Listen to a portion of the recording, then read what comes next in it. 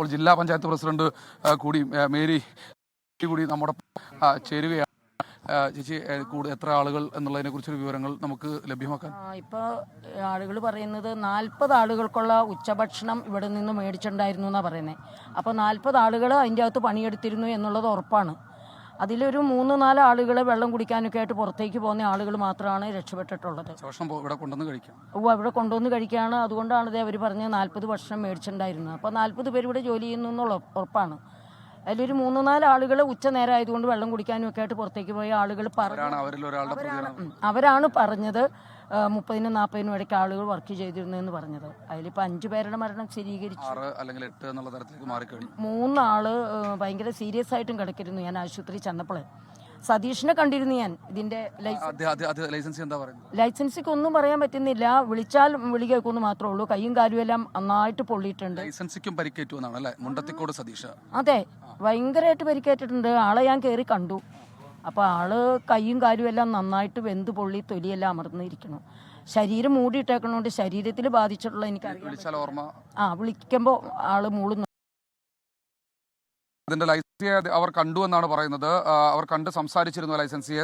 അദ്ദേഹം വിളിച്ചാൽ വിളി കേൾക്കുന്നുണ്ട്, മൂളുന്നുണ്ട് എന്ന് പറയുന്നു. ശരീരത്തിൽ ശരീരമാസകലം പൊള്ളലേറ്റിട്ടുണ്ട്. മേയർ കൂടി, നിജി ജസ്റ്റിൻ കൂടി നമ്മോടൊപ്പം ചേരുകയാണ്. മേയറെ, നമ്മുടെ ഒരു പൂരത്തിന്റെ ആവശ്യത്തിന് വേണ്ടിയിട്ടാണ് ഈ ഒരു സംഭവം.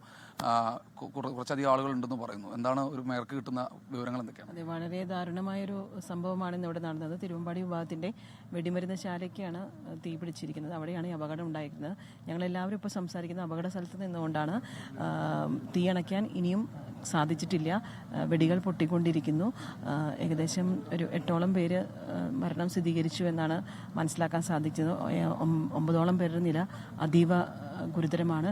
ഇപ്പോൾ നമ്മുടെ ഫയർഫോഴ്സുകാർ അവരുടെ ജീവൻ പണയം വെച്ചുകൊണ്ടാണ് ഈ അപകട സ്ഥലത്ത് രക്ഷാപ്രവർത്തനങ്ങളുമായി മുന്നോട്ട് പോകുന്നത്. തീയണയ്ക്കാൻ ഒരു വശത്ത് ശ്രമങ്ങൾ നടത്തുന്നു. പരിക്കേറ്റവരെ ഇനിയും രക്ഷാപ്രവർത്തനങ്ങൾ ഏകദേശം 40ഓളം പേര് 23 ആളുകളെയാണ് ഇപ്പോൾ ഇവിടെ നിന്ന് രക്ഷപ്പെടുത്തി 23 ആളുകളെ കൊണ്ടുപോയിട്ടുണ്ട്. ജില്ലാ പഞ്ചായത്ത് പ്രസിഡന്റ് അതിന്റെ ഒരു ഔദ്യോഗികമായ കണക്ക് പറയുകയാണ്. 23 ആളുകളെ കൊണ്ടുപോയിട്ടുണ്ട്. അതിൽ 8 പേരുടെ മരണം സ്ഥിരീകരിച്ചിരിക്കുന്നു. എത്ര പേർക്ക് ഗുരുതരമാണെന്നാണ് നമ്മളെ കണക്കിലിപ്പോൾ? 5 പേരുടെയാണ് ഞാൻ കേൾക്കുമ്പോൾ മരണം സ്ഥിരീകരിച്ചത്. ബാക്കി 3 പേരുടെ നില ഗുരുതരമാണെന്നാണ് ആശുപത്രിയിൽ നിന്ന് അറിയാൻ കഴിഞ്ഞത്.